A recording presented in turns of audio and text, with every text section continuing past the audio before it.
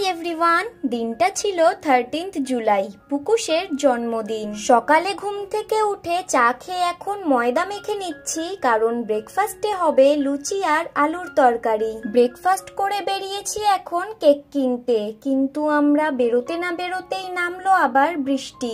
আরো 2-3টে দোকানে যাওয়ার কথা ছিল, কিন্তু কি আর করা যাবে, যা জোরে বৃষ্টি নামলো, লাস্টে কেক কিনে বাড়ি চলে এসেছি। এদিকে এখন শুরু হয়েছে আশীর্বাদের পর্ব।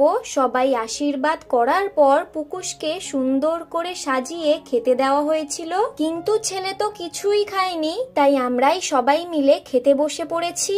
সন্ধ্যের দিকে সুমিত, ভোলে ওরাই বেলুন ফুলিয়ে কেক কাটার জায়গাটা সাজিয়ে দিয়েছিল, তাই আমাকে আর কিছুই করতে হয়নি।